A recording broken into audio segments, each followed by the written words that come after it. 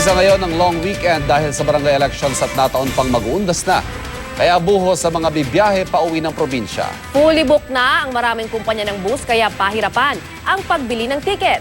Live mula sa Cubao, Quezon City, saksi si Trisha Zafra. Trisha? Ivan Lala, narito nga tayo ngayon sa isang bus terminal dito sa may EDSA Cubao, Quezon City kung saan ang mga bus ay biyaheng Northern at Central Luzon. At kung makikita natin sa mga oras na ito, marami ng mga tao o pasahero na naghihintay ng kani-kanilang mga bus. Dito nga sa terminal na ito, ang karamihan daw sa mga ito ayon sa nakausap nating dispatcher kanina ay mga trans passenger. Ganito rin yung sitwasyon na dinatnan natin kanina sa may Araneta Center Bus Terminal naman dito rin sa Quezon City. Yun nga lang nagkagulatan daw ng konti yung mga pasahero doon dahil hindi raw nila inakala na magkakaubusan agad ng mga bus dahil sa dami ng tao at na mas mataas daw kasi ang singil ngayon sa ticket kumpara ng mga biyahe nila ng mga nakakaraang buwan.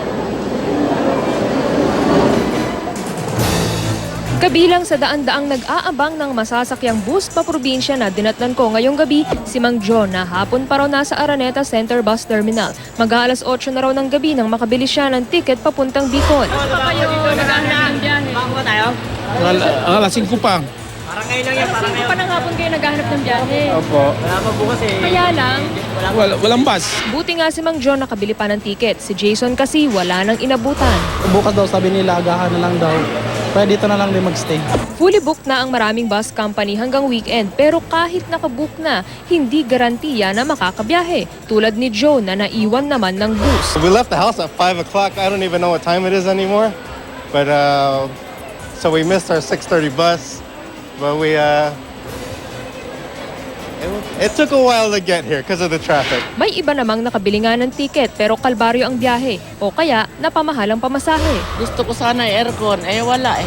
Kanina 600, ngayon nag-700. Eh marami daw tao. Mahal nga po ng pamasahe. Dati 400, 350 ganun. Ngayon 600 na. Paliwanag ng mga dispatcher. Ganun talaga, pag peak season, mataas ang pamasahe. Pag mahina ang pasahero, bababayin mo. Nasa taripa yung ngayon. Pagka mahina ang pasahero, minsan mo ano pa sa taripa, mababa pa. Kasi mahina ang pasahero. Ivan Lala, full alert ang PNP ngayon at nangangahulugan na ang mga matataong lugar katulad nga ng mga bus terminal ay isa rin sa kanilang mga babantayan ngayong panahon na ito. Samantala, ayon naman sa mga bus company, magdaragdag sila ng mga extrang bus para ma-accommodate yung mga chance passenger. At live mula rito sa Quezon City, ako si Trisha Zafra, ang inyong saksi.